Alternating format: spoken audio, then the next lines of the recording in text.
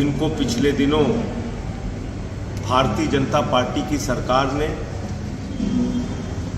Jail में रखा, इनकी पत्नी को जेल में रखा, इनके परिवार को प्रताड़ित किया और जितनी प्रकार की यातनाएं हो सकती हैं,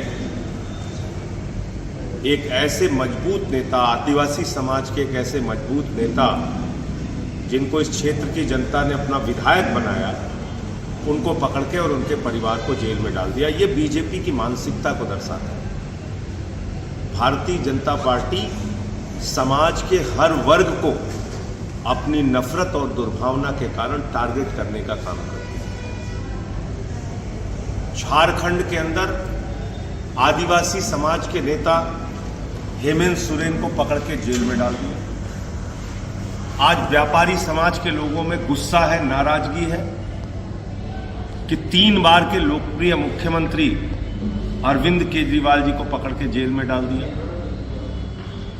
अरविंद केजरीवाल जी की गिरफ्तारी से पूरा देश हतप्रभ है, हैरान है कि ऐसे ईमानदार आदमी को आपने पकड़ के जेल में डाल दिया। और जो कुछ गुजरात में हो रहा है, एक केंद्रीय मंत्री क्षत्रिय समाज के बहु बेटियों पे सवाल उठा रहे हैं। अरे आप हमसे लड़ाई लड़िए ना, अपने राजनीति के स्तर को इतना क्यों गिरा रहे हैं? हमसे लड़ाई लड़िए, सीना तान के लड़ेंगे आपसे, हर स्तर पे लड़ेंगे आप, जितना लड़ना चाहेंगे आपसे लड़ेंगे। आपने 6 महीने मुझे भी जेल में भेजा, झुका दिया क्या? हम लोग लड़ने वाले लोग हैं, झुकने वाले नहीं हैं। केंद्रीय मंत्री रूपाला का बयान क्षत्रिय समाज के बहु बेटियों का घोर अपमान है और अगर जरा सी भी शर्म है भारतीय जनता पार्टी के अंदर तो उसको कैंडिडेट नहीं बनाना चाहिए और उसका चुनाव मैदान से बाहर करना चाहिए। सार्वजनिक रूप से भारत के प्रधानमंत्री को माफी मांगनी चाहिए। आज पूरे देश का, गुजरात का राजपूत समाज आक्रोशित है, दुखी है। इसलिए मैं कहता हूं, आपको लड़ाई लड़ना है, हमसे लड़िए। हमारे समाज के बहु बेटियों पे सवाल उठाएंगे, कतई बर्दाश्त नहीं किया जाएगा। सूद समेत आपको जनता जवाब देगी, समाज जवाब देगा इस चुनाव के अंदर। आज हम चुनाव लड़ रहे हैं अपने काम के नाम, जो हमने दिल्ली में किया, जो हमने पंजाब में किया, एक अनुकरणीय उदाहरण प्रस्तुत किया। बिजली पे, पानी पे, शिक्षा पे, स्वास्थ्य पे, बुजुर्गों की तीर्थ यात्रा पे, माताओं बहनों के लिए बस की फ्री यात्रा पे, इतना सारा काम करने के बाद आपने 3 बार के निर्वाचित मुख्यमंत्री केजरीवाल जी को पकड़ के जेल में डाल दिया। तो मैं गुजरात की जनता से, भरूच की जनता से हाथ जोड़कर अपील करने के लिए आया हूं कि जेल का जवाब वोट से दीजिए। और आपको तो 2 जेल का जवाब वोट से देना है। एक चेतर बसावा के परिवार को जेल में डाला गया, उसका जवाब वोट से दीजिए।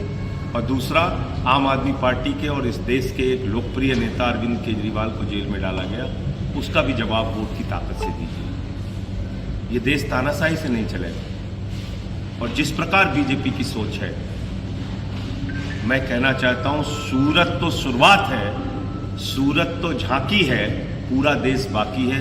पूरे देश में भारतीय जनता पार्टी चुनाव खत्म करेगी।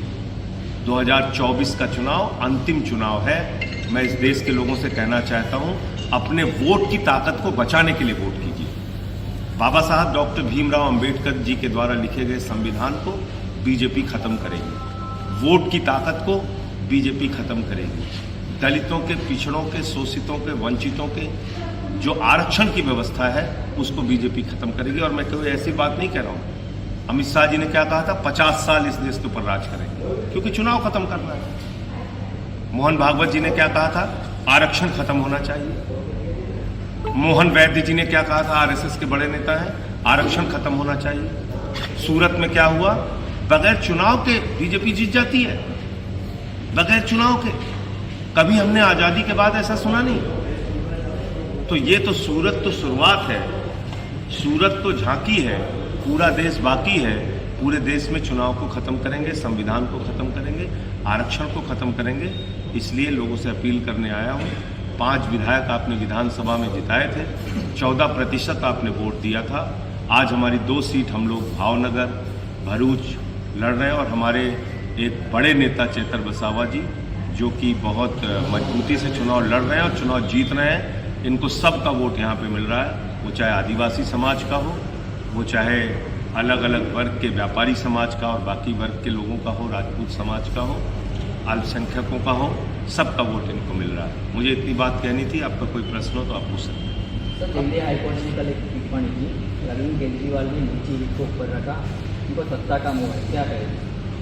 उसी हाईकोर्ट ने 3 बार ये याचिकाएं खारिज की जिसमें उनके इस्तीफे की मांग की गई थी। तो इसलिए जो हाईकोर्ट का फैसला है उस पर हमारे जो अधिवक्तागण हैं, वकील हैं, वो अपनी राय रखेंगे और जो आदेश आया उसका अध्ययन करके तब आगे क्या करना है वो तय करेंगे।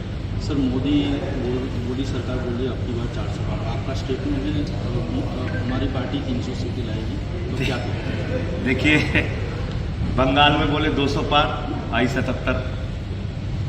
झारखंड में बोले 65 पार, आई 23। दिल्ली में बोले 45 पार, आई 8। हरियाणा में बोले 75 पार, आई 40। महाराष्ट्र में बोले 150 पार, आई 105।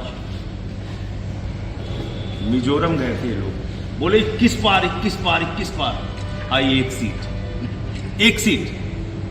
अभी कह रहे हैं 400 पार, 400 पार, 400 पार। जनता कह रही है तड़ी पार कर रही। तो इसलिए इनको इस बार जनता सबक सिखाएगी। ये चुनाव जनता ने अपने हाथ में ले लिया।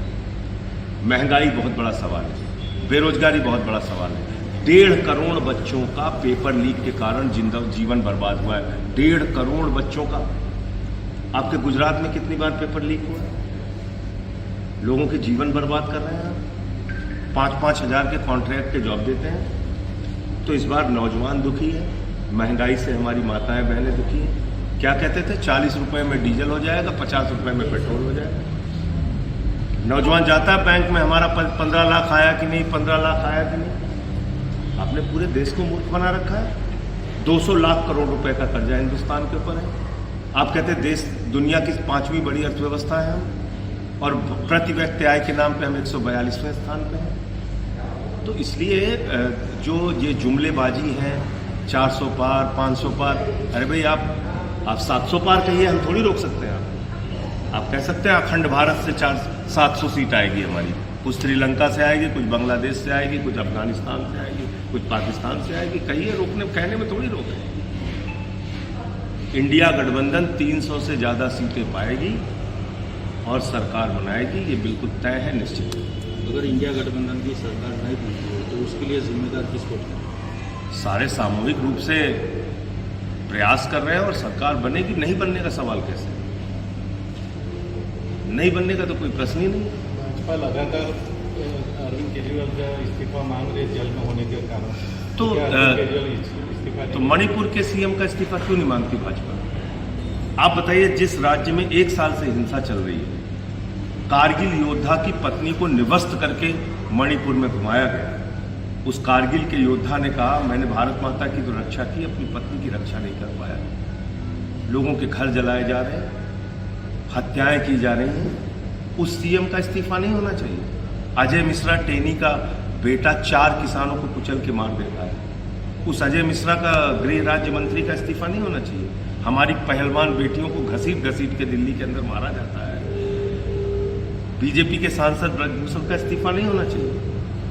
अरविंद केजरीवाल, जिन्होंने बिजली पे, पानी पे, शिक्षा पे, स्वास्थ्य पे, बुजुर्गों की तीर्थ यात्रा पे, माताओं बहनों के लिए बस की फ्री यात्रा पे काम किया, उनका इस्तीफा होना चाहिए। तो इसलिए ये बिल्कुल नाजायज मांग है। अरविंद केजरीवाल जी मुख्यमंत्री थे, हैं और रहेंगे।